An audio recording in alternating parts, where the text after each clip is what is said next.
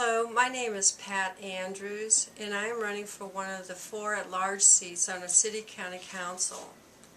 The Democratic Party will hold its slating convention this Saturday, February 12th, at the Indiana Convention Center in the Sagamore Ballroom. Doors will open at 9 a.m. We're going to have a table there, so please do stop by and say hello. There have been a couple of significant changes made to slating this year.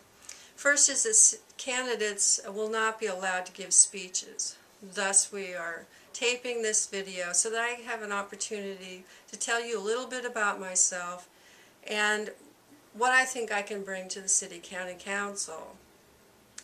Another significant change in the slating format is that the at-large candidates will be listed in either Slot A, Slot B, Slot C, or Slot D.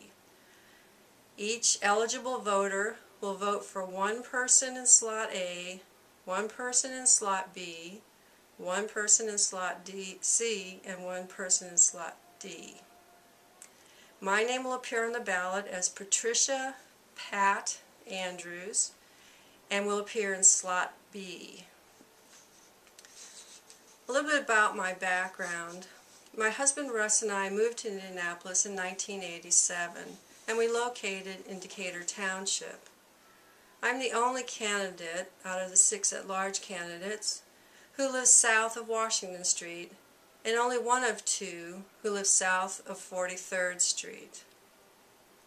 For the last 10 years, I have been a precinct committee woman here in Decatur.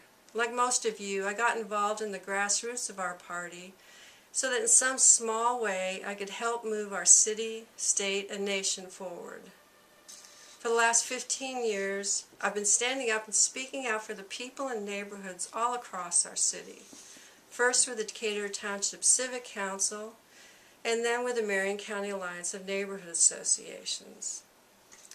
This election is very important.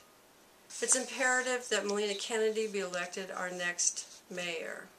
And it is equally imperative that the City-County Council majority be shifted back into Democratic hands.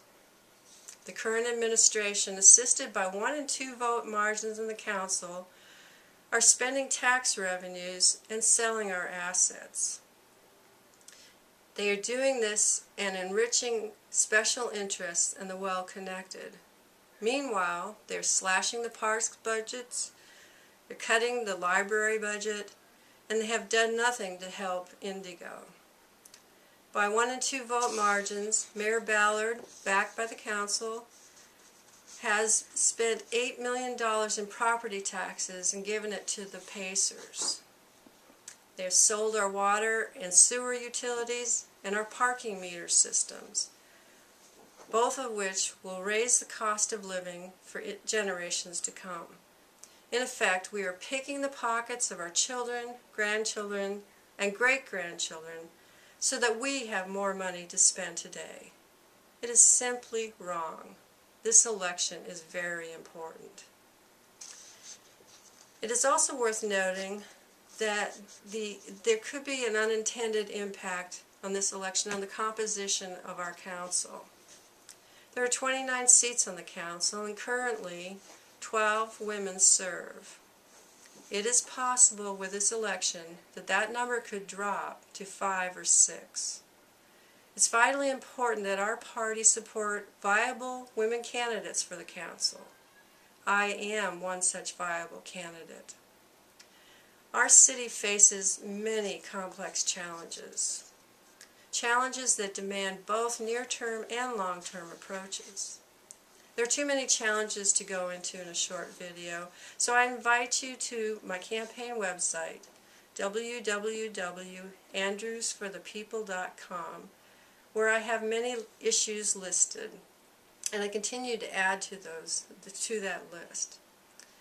For right now, let's look at just one challenge, the economy and jobs.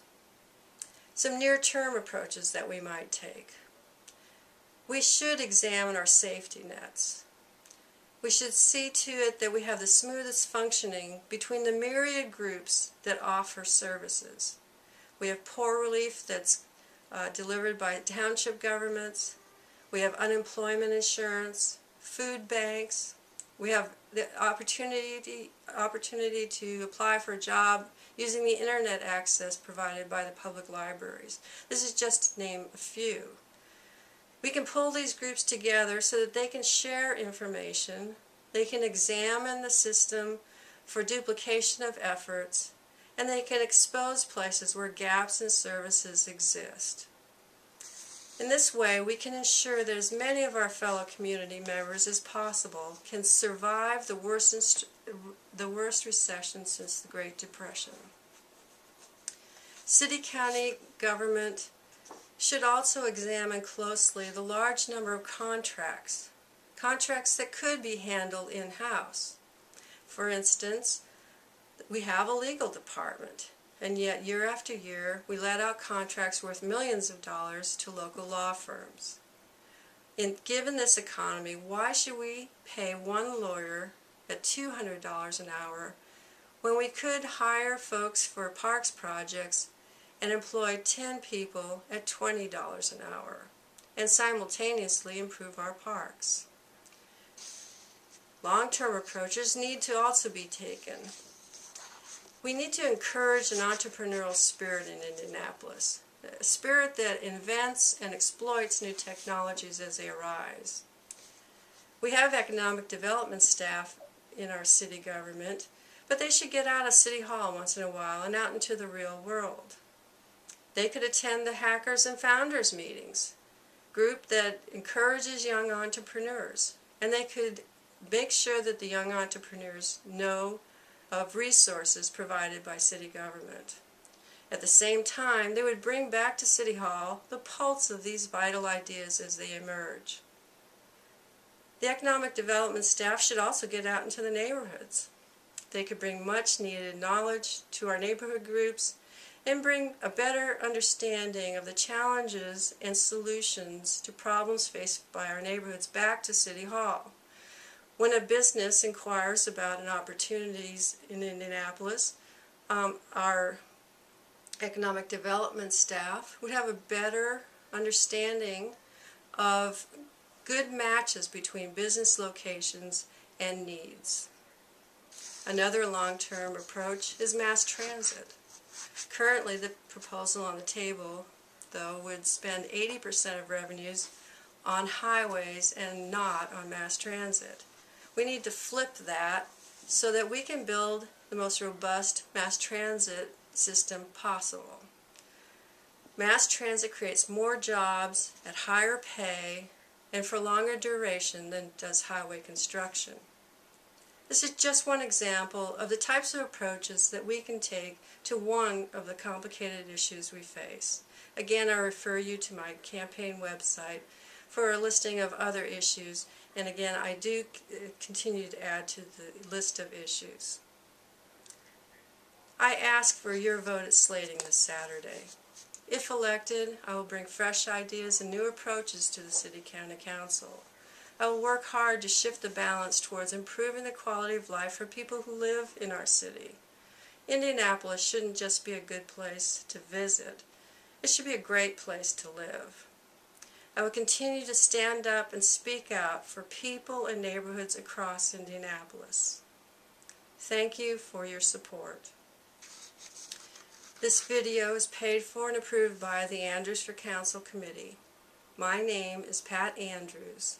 I'm a candidate for one of the at-large seats on the City County Council, and I approve this message.